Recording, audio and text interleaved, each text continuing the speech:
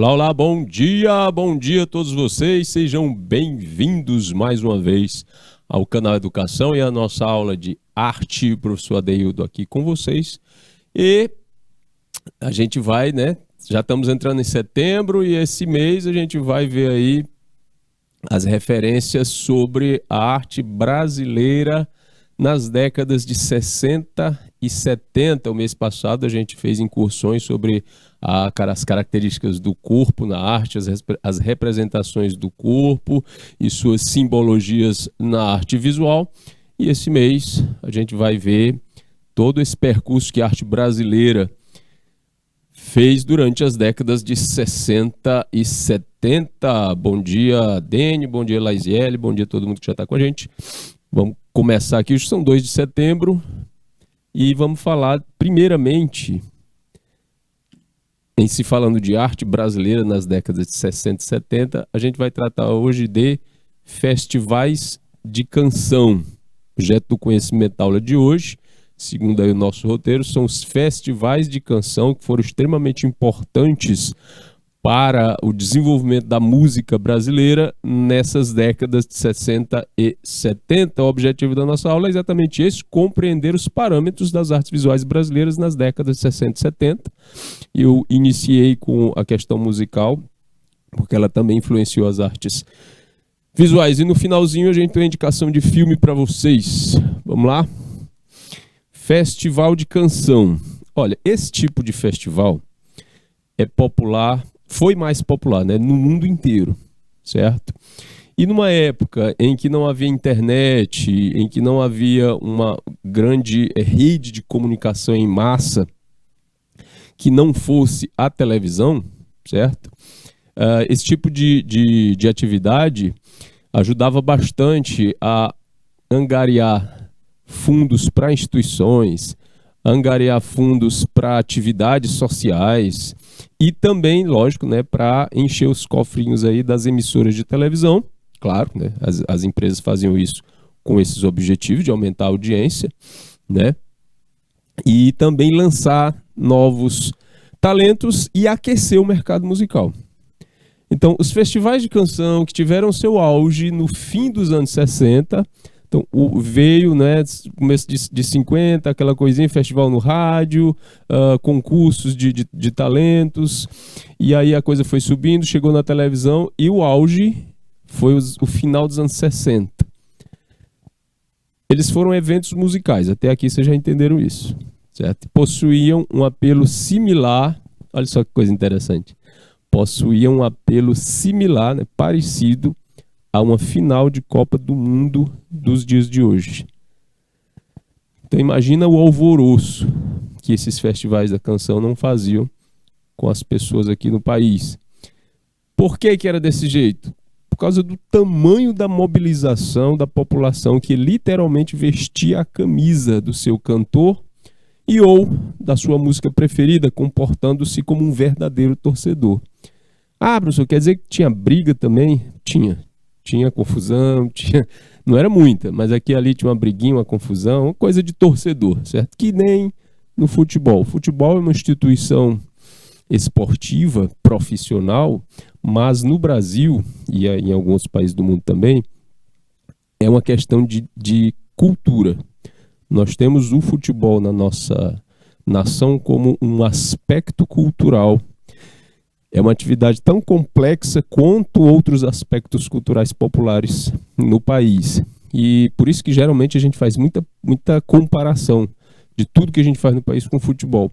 E os festivais de canção nas décadas de 60, final das décadas de 60 e 70, atingiram um patamar tão prestigioso que pode-se comparar isso com o mesmo prestígio do futebol, certo? Aqui na figura é do Lobo e Marília Medalha, a gente vai já falar deles. Vamos ver como é que a coisa começou. Olha o tanto de gente se espremendo no festival musical. A partir da década de 60, o Brasil experimentou um desenvolvimento em sua economia. Beleza. A economia se desenvolveu e ela se consolidou por novos símbolos de modernidade. Um deles é a TV. certo? No campo das artes, podemos destacar que essa renovação se deu em relação à ascensão da televisão enquanto novo veículo de comunicação capaz de remodelar o comportamento e a relação do público com os bens culturais produzidos naquela época. Ou seja, a televisão passou a ser como a internet é hoje em dia, para a gente, em termos de comunicação e de difusão de ideias, de pensamentos, de produção artística, de produção intelectual, entre outras coisas. Então a TV mobilizava bastante.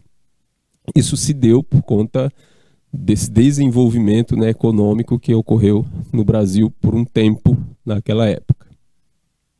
Um dos mais fecundos exemplos dessa nova relação pode ser percebido com a realização dos festivais de música. O cenário musical brasileiro abrigava novos artistas que viviam num período politicamente marcado por uma democracia, né, que permitia a realização desse tipo de evento. Isso antes de 60. Aliás, no início de 60. Era permitido, era possível pensar e realizar esses eventos até 64. Eles continuaram sendo realizados, mas com uma nova roupagem, por conta da mudança política no país a partir de 64. Ao mesmo tempo, essa música brasileira, gente, entrava em contato com novas influências musicais que abriam portas para a consolidação de uma cultura jovem. A nossa música, chamada música brasileira, no geral, ela é formada tem essas raízes, por várias influências locais. O país é imenso, nós temos proporções continentais e culturalmente é claro que a coisa vai variar bastante. Não é somente porque nossa sociedade e civilização brasileira é formada por etnias diferentes. A influência do europeu, português, dos afrodescendentes, dos indígenas. Não é só por isso. Isso tem uma importância assim, muito grande, mas também por conta do tamanho da nossa área territorial. Então, isso permite, quanto maior é uma região, quanto mais gente se espalha e quanto mais distante uma comunidade fica da outra, mais ela tem capacidade de desenvolver suas próprias características que vai enriquecer no conjunto, ok? Aí a gente já tinha essa variedade toda. A partir da década de 60, vem mais ainda a influência moderna de fora, da Europa e dos Estados Unidos, e uma influência que visava, que apontava mais diretamente para os jovens, uma influência musical, cultural, de consumo, ok? E comportamental. Bom, esse contato com essas novas influências, principalmente musicais, porque a música ela acaba trazendo junto com ela uma bagagem maior. Um artista que faz sucesso em outro país, ele não leva apenas a sua música, mas ele leva o seu jeito de ser, ele carrega ele tem uma carga cultural junto com ele também, representativa, e as pessoas acabam se referenciando. Então, se é europeu, se é estadunidense, e se está entrando em território brasileiro, por exemplo, junto com essa música vem um jeito de ser, vem um jeito de se comportar, vem um jeito de consumir, vem referência de novos produtos, vem um jeito diferente de tocar, inclusive com outros instrumentos que não eram usados na música brasileira até aquele momento, como a guitarra elétrica, por exemplo. E isso faz o quê? Abre portas para a consolidação de uma cultura jovem no país. O que os jovens consumiam no país antes de 60? O que os jovens cantavam no país antes de 60? Eles acompanhavam o desenvolvimento das músicas que já haviam sido estabelecidas culturalmente no nosso país, como o forró, né, o baião, o chachado, aqui no Nordeste, certo? As modas de viola, baseada nas polcas, do centro-oeste do país. As influências indígenas ainda estavam muito tímidas no desenvolvimento da música local ali no norte. No sul do país, as influências italianas e alemãs também davam ali, né, a sua contribuição, e os jovens apenas repetiam esses processos. Precisava de uma linguagem, assim como se desenvolveu na Europa e nos Estados Unidos, que seria própria de um comportamento jovem, certo? Embora eu ache isso extremamente abrangente, mas fechando aqui, um comportamento jovem. E quem é que trouxe isso? O chamado movimento Iê, Iê, Iê, parece estranho, mas é assim que chamava, com a Jovem Guarda, por um lado, e a MPB por outro, com o tropicalismo. Mas vamos lá. No início da década de 60, a extinta TV Tupi de São Paulo produziu um programa chamado Hora da Bossa. A bossa nova estava fazendo sucesso no mundo, não era só no país, mas no mundo inteiro. Ela tinha uma pegada de um samba mais quietinho, um samba mais introspectivo, meio misturado com o jazz dos Estados Unidos, e ganhou bastante fama, porque era uma música branca de influência e raiz negra. E eles fizeram assim, na linguagem de quem fez, como se tivesse dado uma melhorada, entre aspas, certo? E por conta disso, desse canal, principalmente produzido na classe média carioca, a bossa ganhou bastante espaço, né, para ser repercutida. Ao ponto de ter um programa na televisão chamado Hora da Bossa. Uma das apresentadoras era a Elis Regina. A apresentação desses programas dotados de novidades musicais era viabilizada por uma época em que vários shows em universidades, barzinhos e rádios aconteciam simultaneamente. E essa efervescência musical inspirou o produtor de TV Solano Ribeiro a realizar o primeiro festival de música popular brasileira. Exatamente, o seu Solano Ribeiro percebeu que havia dentro dessa efervescência musical e esses shows acontecendo em universidade, barzinhos e nas rádios, ao mesmo tempo, ele percebeu que um público desse poderia ser unido em torno de um evento só. E para uma TV que estava começando, né, não a TV Tupi que estava começando, mas a TV brasileira que estava começando, ganhando impacto no todo o território nacional, seria bastante interessante, porque quanto mais gente vendo, mais patrocinadores, né, mais propaganda e crescimento da emissora. Esse torneio, o primeiro Festival da Música Popular Brasileira, foi disputado em 1965 e foi vencido por Elis Regina com a canção Arrastão, que eu já falei dessa música aqui umas 4 vezes já nesse ano, eu acredito, do início para cá, quando eu tocava nesse assunto. Essa música ganhou repercussão por conta de ter vencido, né? E também lança a Elis Regina como cantora. Aqui na foto, nós temos aqui o resultado, a consequência desse início de música, de festival de música popular no Brasil, que é a galera, né, do tropicalismo. Os Mutantes, Gal Costa, Gilberto Gil, Caetano, Jorge Ben, etc, etc. Outra TV, a TV Excelsior, foi a primeira a realizar o evento, acabou perdendo o programa com a proposta que levou o Solano Ribeiro para a TV Record. Então a gente tem aí a TV Tupi, TV Excelsior e TV Record.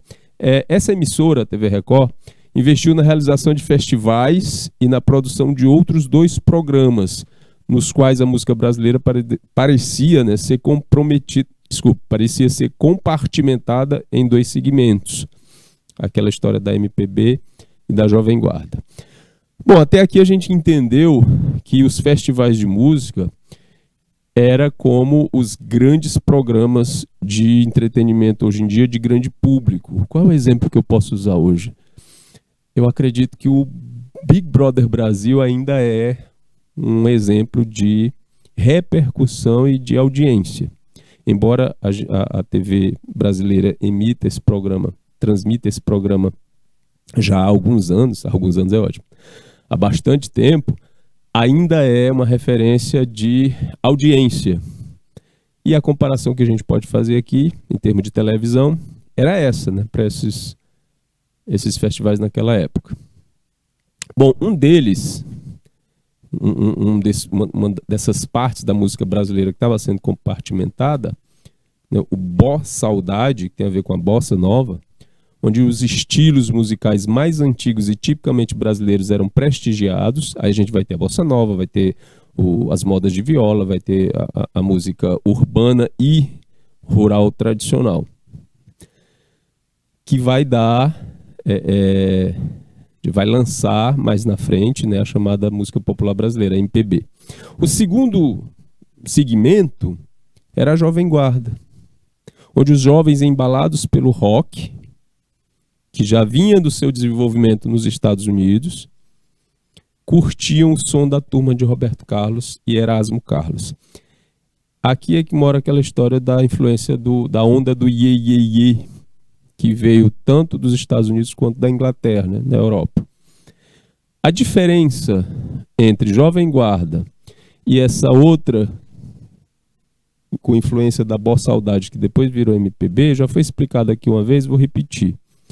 São os objetivos musicais e de ideologia. Por exemplo, turma do Roberto Carlos do Erasmo Carlos, as músicas, as letras e as propostas de ambas as coisas estavam mais voltadas para a coisa do bem viver, da despreocupação, né, com as obrigações da própria vida corrida. Então eles falavam muito de se divertir, de beber, de namorar, de ter um carro, de, quando eram mais aprofundadamente românticos, né, de casar, de construir família, de viver romanticamente essas propostas, sem fazer reflexão sociopolítica econômica.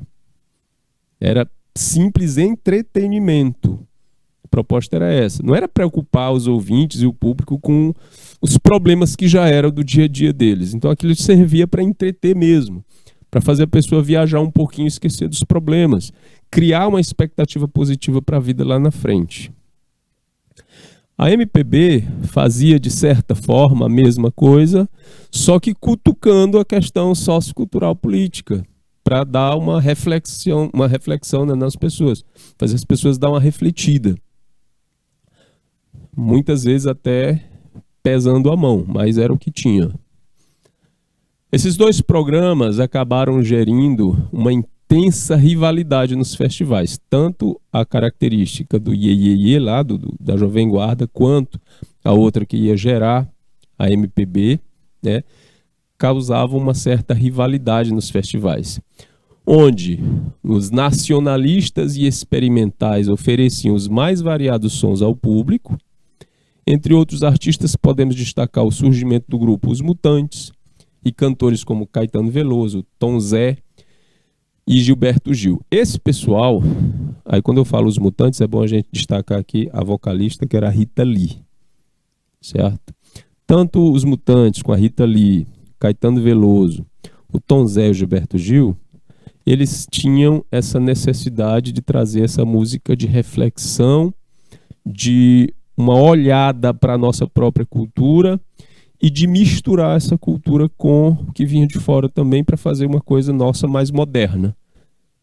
A música brasileira modernizada pela influência de fora, como, por exemplo, não era só uma influência musical sobre uma forma de fazer música, mas também uma influência técnica, já que eles traziam e misturavam, né, instrumentos que não eram usados na música brasileira tradicional, como a guitarra elétrica, por exemplo. Outra vertente bastante rica também se consolidou com a chamada música de protesto. Aí sim, quando eu falei que eles pesavam a mão, que a reflexão política era tão forte que chegava a ser uma música de protesto. Tinha, entre outros artistas, Geraldo Vandré e Chico Buarque de Holanda. Esses aqui, por conta do teor reflexivo e de crítica política das músicas, eles foram tremendamente barrados pela censura, principalmente depois de 1965, se eu não me engano, não, 65, 68. Bom, depois que o regime estreitou mais essa observância, vamos chamar aqui de perseguição. A questão das letras do Chico Buarque, principalmente. Chico Buarque de Holanda teve um tempo que para ele poder produzir alguma coisa, para ele poder ganhar dinheiro como músico, ele precisou mudar o nome dele. Porque só o nome Chico Buarque de Holanda, para os censores, né, para a censura, já era resultado de música que não ia ser produzida. Era sempre barrada. Aí por um tempo ele trabalhou como Julinho de Adelaide, para poder vender alguma coisa. Ok? Mesmo as letras e a música não mudando tanto. Mas só pelo fato de não ir com o nome do Chico Buarque, já passava, já não tinha problema. Era uma quizila mesmo, do Chico com o pessoal do governo militar. Bom, com o enrijecimento da censura, durante a ditadura militar, a gente está falando de um período de 64 a 85. 1964, do século XX, a 1985, também do século XX no Brasil, nós vivemos um período em que o governo limitava muito as questões de expressão pessoal e artística por conta da ideologia do próprio governo, de manter o país com uma aparência de desenvolvimento saudável e de orientações morais e cívicas muito próprias das pessoas que estavam governando. Então, nesse período aqui, o país se divide em duas partes. Um deles vai chamar esse período de revolução militar, outro vai chamar esse período de ditadura militar. O que importa é que ela acabou em 85 e de lá para cá a gente tem construído o que a gente chama de democracia. Nessa época, a repressão ficou mais forte naqueles que criavam crítica a esse governo. Porque, assim, para este governo não era interessante que se falasse dos problemas sociais no país, da fome, certo? Do desemprego, da falta de mobilidade social, entre outras coisas. Então houve um enrijecimento muito grande dessa censura a esses festivais, né? Que acabaram perdendo sua viabilidade mediante a repressão instaurada naquela época. Principalmente depois do ato institucional número 5, que foi uma lei que reforçou, que apertou ainda mais a censura e proibiu muitas coisas, passaram a ser proibidas, e alguns artistas foram convidados a se retirar do país por conta da defesa dos seus pontos de vista. Então vamos lá, um dos mais célebres casos dessa mudança aconteceu durante o Festival de 68.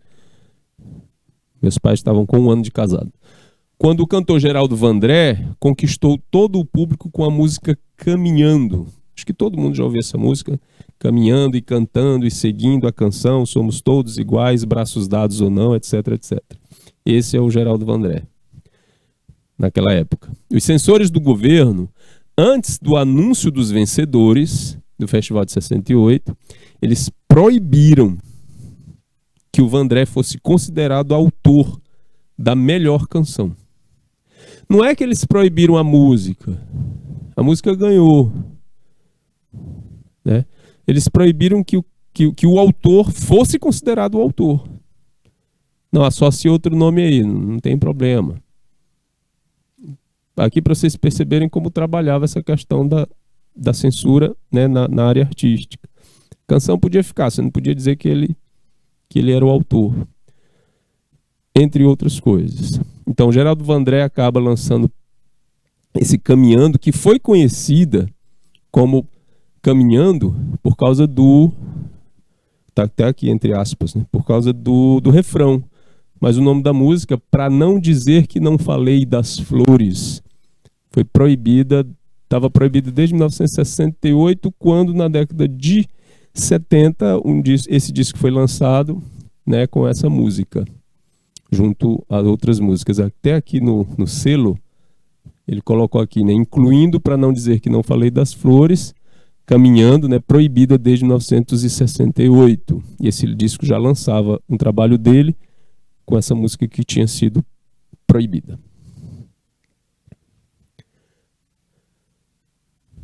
A realização daquele tipo de programa acabou trazendo à tona um tipo de experiência que transformou a própria organização do meio televisivo. Então a televisão se desenvolve num caminho que ela não tinha previsto, enriquece bastante e se moderniza, se diversifica também.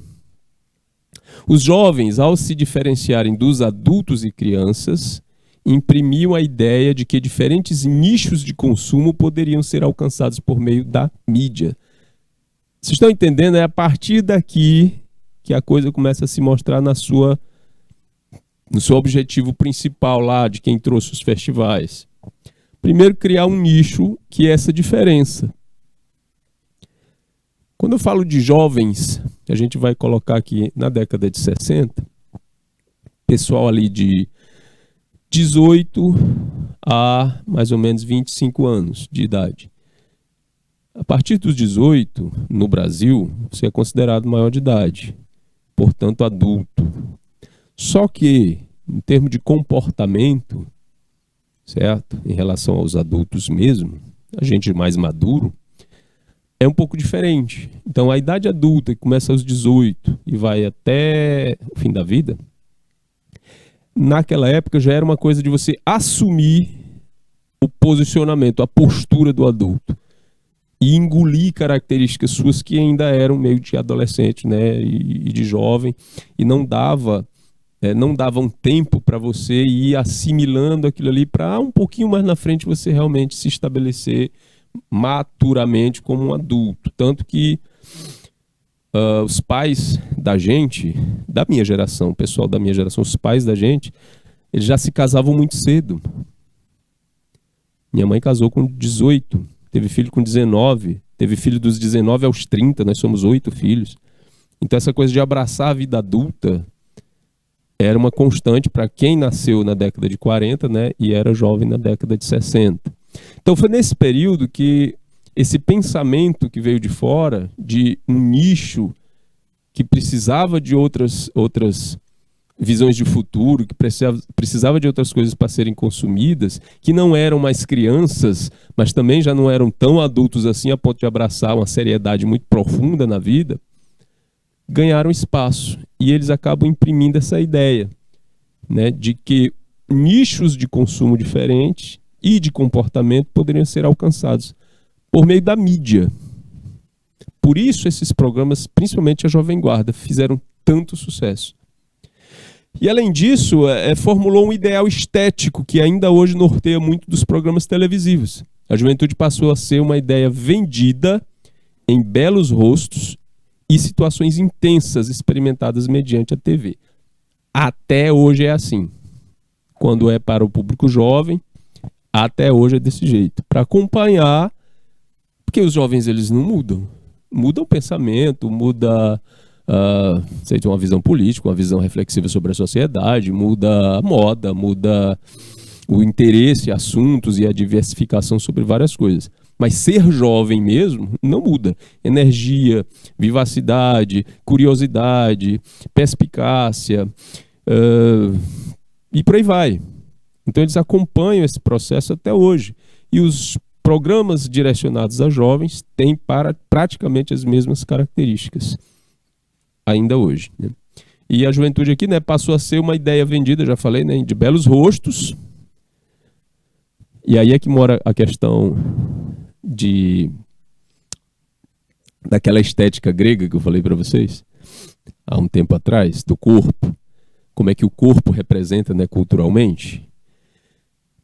Quais são esses rostos belos? São aqueles que atendem às propostas de estética grega clássica, né, da proporção áurea e de uma representação específica de uma raça. Ou seja, geralmente eram rostos brancos. No início era só branco, depois a coisa foi diversificando. E situações intensas para serem experimentadas mediante a TV. Esse aqui é o Chico Buarque se apresentando. O Tom Jobim aqui do lado. e a dupla de cantoras aí. Bom, mesmo durante um curto período de tempo, os festivais marcaram um período de intensa atividade cultural, né, que apontava para diferentes transformações históricas. A televisão viria a se transformar em um espaço de discussão pública, onde os eventos nela acontecidos seria alvo do debate das pessoas nas ruas. Então, o que acontecia na TV levava para o debate à rua, na casa também e no trabalho. Além disso, a geração juvenil dessa época manifestaria no frenesi dos festivais a mudança de comportamento em tempos de democracia. Então, o andamento político, social, cultural do país passava pela TV e também passava por esses festivais, ok? Aqui uma imagem até rara, né, de um desses festivais, numa tomada assim aberta.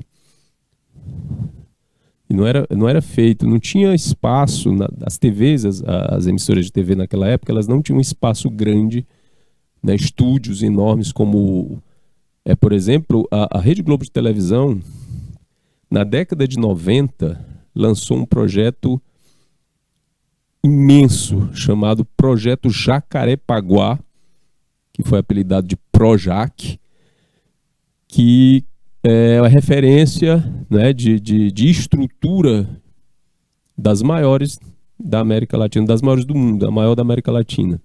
Mas antigamente não havia esses espaços, tinha que filmar em estádios, certo? Em arenas, espaços grandes assim. Os festivais aconteceram nessa cronologia. A partir da TV Excelsior, a gente teve o primeiro Festival de Música Popular Brasileira, que aconteceu no Guarujá, em São Paulo, em abril de 65. Aí o primeiro lugar foi Arrastão, interpretada, né, pela Elis Regina, que é do Edu Lobo e do Vinícius de Moraes. Está aqui, saiu o disco depois, né? Primeiro lugar do primeiro Festival de Música Popular. A Elis Regina ganhou uma projeção fantástica depois disso. Logo depois, a TV Excelsior fez o Festival Nacional de Música Popular Brasileira. Esse primeiro aqui, apesar de ser chamado de Música Popular Brasileira, teve uma participação mais do pessoal de São Paulo, do Rio. A Elis Regina é do Rio Grande do Sul, então ela viajou até lá no início de carreira dela para o Rio de Janeiro, de São Paulo, e aí se estabeleceu por lá, mas ficava muito aquele nicho centro-sul, né, do país. Aí depois a própria TV Excelsior abriu mais, e isso chamou de Festival Nacional, né, de Música Popular Brasileira. Aconteceu em junho de 66. O primeiro lugar foi a música Porta Estandarte, do Geraldo Vandré e Fernando Lona, e foi cantada pela Tuca e o Ayrton Moreira. Está aqui a capa também, Porta Estandarte, da música campeã daquele festival. Aí vem as da TV Record, porque a Record viu o processo lá e disse, eita, aqui tem um nicho que a gente pode também aumentar a nossa audiência. Isso acontece até hoje. Você tem um programa de audiência, de muita audiência original numa TV, as outras TVs vão criando as suas versões.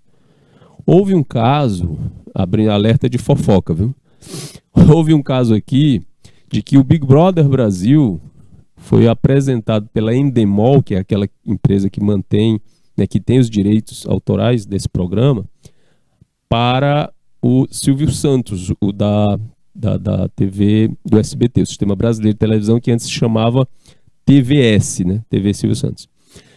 E aí ele não quis, ele ficou com ele para estudar, não quero. Mas depois ele lançou Casa dos Artistas, antes do BBB. Então ele já fez uma variação antes do BBB ser estabelecido. Parece que depois teve processo, ele teve que pagar umas coisas aí. Mas é assim, fez sucesso, os outros copiam. Então o segundo Festival de Música Popular Brasileira aconteceu pela TV Record.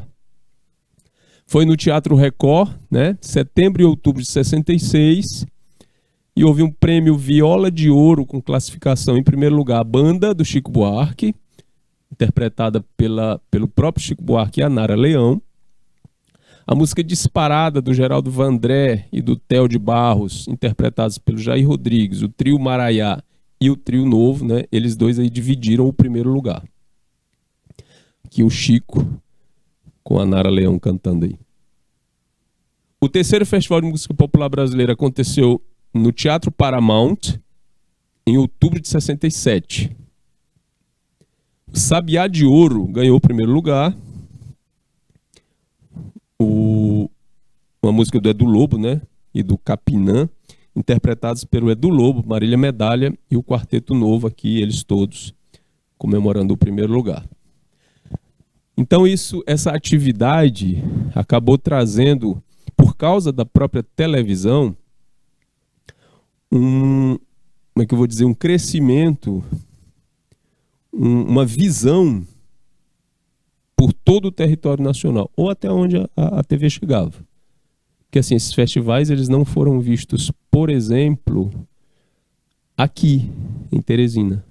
Nós não tínhamos sinal de TV até 1972. Em 1972, o professor Walter Alencar lança o empreendimento, né, chamado TV Clube do Piauí. Ele já tinha a Rádio Clube. É lógico que esses festivais e essas músicas eram ouvidos aqui através da rádio. Eu estou me referindo à questão de acompanhar na TV. Aí a TV Clube começa aqui como pioneira da televisão piauiense em 1972. Esse ano a TV está fazendo 50 anos. Então a gente não acompanhava, o pessoal não acompanhou. Assim como grande parte do Nordeste e do Norte do país não acompanharam esses festivais, mas eles mudaram muito a maneira de observância, né, da questão cultural ali das regiões do Sudeste e do Centro-Sul. Ok? Tem mais? Teve o 4º Festival de Música Popular Brasileira, também no Teatro Record, novembro e dezembro de 68. O júri especial e o júri popular colocou em primeiro lugar, pelo júri especial, e em quinto lugar, pelo júri popular, a música São Paulo, Meu Amor, do Tom Zé, interpretado pelo Tom Zé. E o primeiro lugar do júri popular, Bem-vinda, do Chico Buarque, interpretada pelo Chico Buarque. O 5º festival, aqui foi o 4º, não tem fotografia desse tempo. O 5º Festival de Música Popular Brasileira no Teatro Record, também em 69. Primeiro lugar, Sinal Fechado, Paulinho da Viola, interpretado por ele mesmo. E está aqui o Paulinho da Viola, né, na época já da década de 70, né, depois desse processo aí. Vamos lá? Houveram o Festival Internacional da Canção, a TV Rio e a Rede Globo fizeram um festival que abriu também para outros países. Vocês verem aí, perceberem a importância econômica mesmo e cultural desses festivais naquele tempo. A coisa era tão grande em termos de audiência, né, e consequentemente de patrocínio, né, de propaganda, que a TV Rio e logo depois a Rede Globo fazem o Festival Internacional da Canção aqui. E aqui o símbolo, né, primeiro Festival Internacional da Canção, TV Rio. Aí ele foi conhecido como FIC, Festival Internacional da Canção. A primeira FIC foi na TV Rio, outubro de 66. Primeiro lugar, Saveiros, do Dori Caymmi e o Nelson Mota, interpretado pela Nana Caymmi. Aí a Rede Globo dá sequência, né, ao 2º festival, outubro de 67. Primeiro lugar, Margarida, do Gutenberg e Guarabira, interpretado pelo Gutenberg, Guarabira e Grupo Manifesto. E aí, né, aqui já é um DVD lançado décadas depois do Festival Internacional da Canção de 1968, com todas as músicas. A TV Globo ainda ela fez, que é o 2º, né? Fez o 3º, 4º, 5º, 6º e 7º Festival Internacional da Canção. Ainda teve outros 5 depois desse. ok? Com a mesma intenção, com a mesma intensidade, com a mesma proposta e recebendo os mesmos louros, tanto da audiência quanto da parte econômica, tudo. Isso ajudou bastante a alavancar a questão econômica desses canais que estavam começando, certo? No centro-sul do país. E o reinvestimento desses dividendos que entraram em produções como novela, por exemplo, foi que fez a TV Globo crescer tanto lá no Rio de Janeiro e nacionalmente. Acabou por um tempo essa questão dos festivais. Eu, que era criança na década de 70, na década de 80 já era adolescente, aqui em 85 eu tinha 13 anos, e eu ouvi falar muito desses festivais. A gente falava, não na minha casa, porque meus pais não acompanharam, nem meus avós, nem nada, mas na própria TV. Assistia programas como Video Show. Video Show estreou em 84, viu? E foi até um ano atrás desse aí. Programas como Video Show, programas televisivos, de jornal, a gente acompanhava e sabia que isso tinha acontecido, esses festivais tinham acontecido. Aí, em 1985, a TV Globo lança o Festival dos Festivais, para relembrar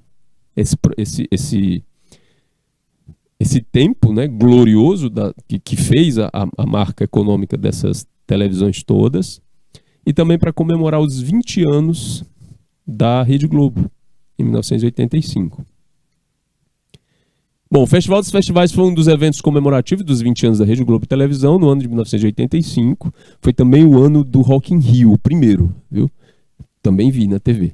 Teve direção de Roberto Talma, produção de Vitor Paranhos e organização e produção musical de Solano Ribeiro. Esse aqui, lá do começo dos primeiros festivais. Foram feitas 9 etapas eliminatórias antes da etapa final. A apresentação foi feita pelo jornalista Nelson Mota e a repórter Glória Maria fazia as entrevistas durante os intervalos das apresentações. Vocês já devem ter ouvido minimamente falar da Glória Maria. As músicas escolhidas para a grande final no ginásio do Maracanãzinho,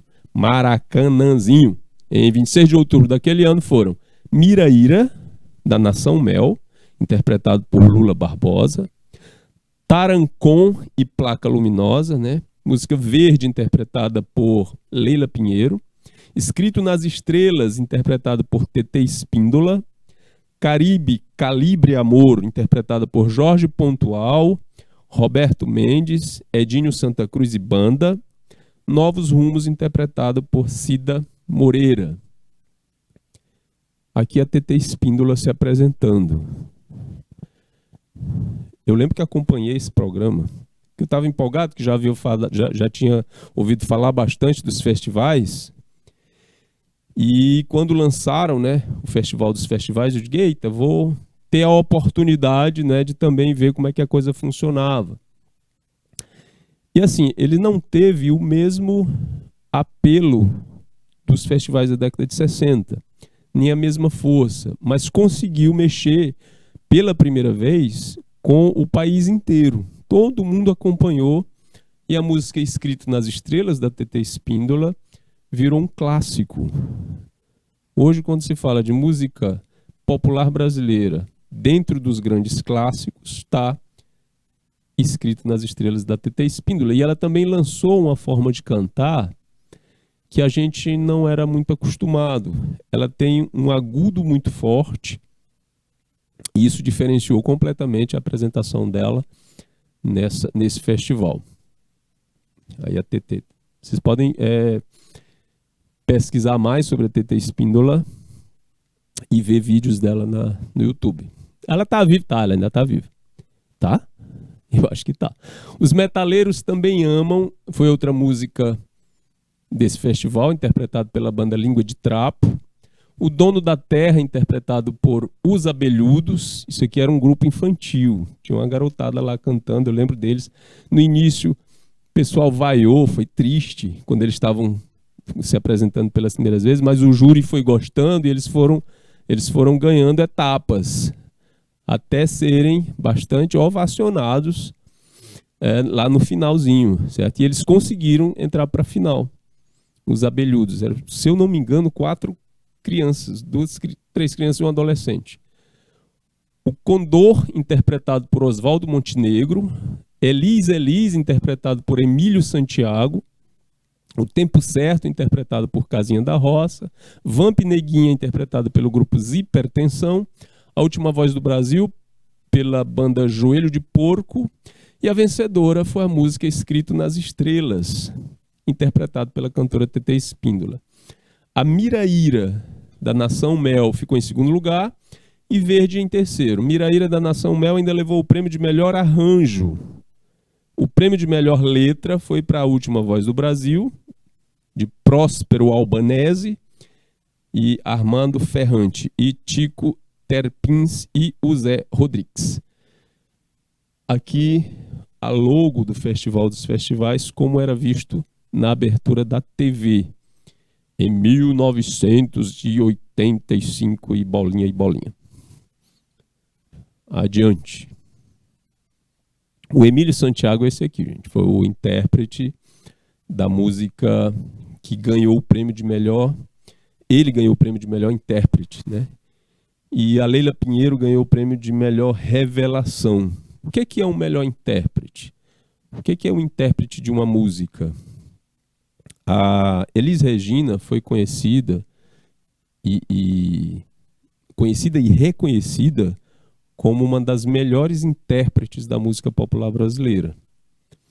A interpretação da música tem a ver com a maneira que o artista, o cantor, usa aquela técnica que ele já tem, que é a questão do cantar mesmo, de saber a nota, de saber a altura, de estar afinado, com o sentimento que ele coloca na interpretação da letra.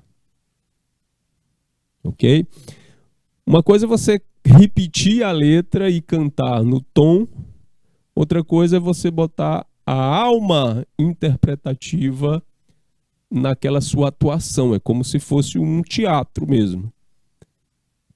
E eles entenderam que quem melhor fez isso foi o Emílio Santiago, com a música que ele... Qual foi a música mesmo? Tá bem aqui. Para acompanhar muito, Emílio Santiago, Jesus. Tá aqui. Elis Elis. Aí ele estava cantando quem? Homenageando quem? Elis Regina. Elis Regina foi uma das... Foi não. É considerada até hoje uma das melhores, talvez a maior intérprete da música popular brasileira. E o Emílio Santiago, ao homenagear, leva o prêmio de melhor intérprete, como coincidência, certo? E revelação é o quê? Revelação é quando você não está no cenário musical, e desponta como uma grande aposta. Tipo, nossa, que artista é esse que a gente não sabia que existia? Que talento, que coisa legal. Aí se revela e tem essa premiação também, né? De melhor revelação. Vamos adiante? Ainda sobre essa questão do... Já eu falo desses filmes para vocês. Ainda sobre essa questão do festival e da influência que ele teve, né, que eles tiveram culturalmente no país, a gente pode destacar... Aqui falou 2, 3 vezes mais ou menos sobre isso, a questão do consumo. Então, aumentou o número de produtos referentes à juventude, as atividades da juventude, a questão de... até da questão mesmo de alguns vícios, né? Porque naquela época o cigarro era uma coisa muito comum e o Ministério da Saúde fazia o controle como podia. Hoje, como é que é feito esse controle? A propaganda de cigarro é proibida e nas embalagens, né, tem que constar lá os males que o cigarro causa para a saúde. Mas na época, naquele tempo, e até 1985, eu me lembro, além de outros produtos, né, o cigarro era vendido como representação da juventude. A propaganda de cigarro na TV acompanhava esporte, festa e energia. Ou seja, jovens fazendo surf, fazendo paraquedismo, fazendo tênis, futebol, associados à questão de fumar um cigarro. Então isso foi observado como um exagero, claro que é. E aí, depois de um tempo, entrou na questão lá de criar uma lei e não se faz mais propaganda na TV de incentivo, né, ao tabagismo. O que foi uma maravilha, porque meus professores, por causa de ser muito comum, né, os que fumavam até em sala de aula, era impressionante. Mas a gente via isso como uma coisa comum. Hoje, né, ficou tá bem mais restrito, graças. Então, além disso, tinha também a ideia de outros produtos, especialmente para jovens, e se diversificou, hoje eu estou travado, se diversificou muito, principalmente a questão da moda, tá? Indicação de filme, pra vocês verem, procurem Uma Noite em 67, que é um filme que vai tratar dos festivais de canção dessa época. Então, nesse filme, vocês vão encontrar de forma bastante bem explicada, não é um documentário, mas ele tem jeito de documentário, de forma bastante clara, como era estruturado esses festivais, como eles aconteciam, como eram produzidos e como isso impactava as pessoas e os próprios artistas, certo? Uma Noite 67 vai falar basicamente da explosão cultural que esses festivais trouxeram, certo, para o país nessa época. E o ano em que meus pais saíram de férias vai trazer para vocês uma visão mais próxima de como era a questão de viver no Brasil durante a ditadura civil-militar que nos assolou entre 64 e 1985. O filme se passa através da visão de um garotinho, né, que vai tratar do sumiço dos pais. Então, os pais dele desaparecem, na verdade, a gente acompanha no filme que eles são convidados para depor e, de repente, ele fica sem pai, sem mãe, e aí vão falar para eles que eles saíram de férias, etc, etc. Esses dois filmes vão dar para vocês aí uma visão da atmosfera em que o país vivia, tanto na questão política, quanto nessa questão dos festivais de canção. E para concluir, voltar bem aqui um pouquinho para falar de uma coisa que eu deixei passar, de propósito. Voltar rapidinho aqui. Aqui a questão do Geraldo Vandré, da música Caminhando. Os festivais eles lançaram referências muito fortes para a construção de reflexão político-social. A música, para não dizer que não falei das flores, que é Caminhando e Cantando, virou um hino para a sociedade que buscava uma democracia para o país. Porque quando o Exército tomou de conta em 64, foi com a promessa de organizar e devolver para a classe civil um país organizado. Só que eles foram ficando e ficaram até 85, quando foram feitos os acordos para que essa redemocratização acontecesse. E ela aconteceu através de pressão popular, principalmente através do movimento Diretas Já, que era um movimento que forçou a situação política no país a trazer eleições diretas para presidente e, consequentemente para governador também, porque a gente não votava diretamente para presidente, a gente votava para deputado federal e esses deputados lá é que escolhiam, né, por votação lá, os governantes, né? E o presidente era meio que indicado por esse meio e era uma manipulação danada, enfim. Nós conseguimos, eu estava lá no meio, coisa nenhuma, o pessoal conseguiu, a partir de 82, 83, fortalecer o movimento do Diretas Já e, a partir de 85, se abriu a democratização, o processo de redemocratização, e nós tivemos as primeiras eleições diretas, se eu não me engano, em 1989, onde quem ganha foi o Fernando Collor de Mello. Antes disso, o último presidente eleito indiretamente, ele falece e o seu vice assume, que era o Sarney. Depois do Sarney, vem as primeiras eleições diretas e a gente elege o Fernando Collor. Nesse ínterim desses movimentos, Caminhando e Cantando do Geraldo Vandré era repetido por quase todo mundo. Meus professores de História, de OSPB, de EMC, disciplinas que vocês talvez nunca tenham ouvido falar, é OSPB, Organização Social e Política do Brasil, EMC, Educação Moral e Cívica. Esses professores ensinavam, mostravam essas músicas para a gente analisava a letra, e a gente via a necessidade mesmo do país caminhar para uma coisa mais democrática. Então, na raiz dessa redemocratização está também os festivais de canção e a arte agindo como um processo positivo para a construção, né, de uma identidade e de uma reflexão política social para o país de 65 para cá, que foi o tempo que eles começaram, certo? Bom, essa foi a nossa aula sobre os festivais de canção no Brasil e a influência que eles tiveram na nossa vida de lá para cá. Muito obrigado pela participação de vocês, um grande abraço e bom final de semana e até a próxima. Tchau!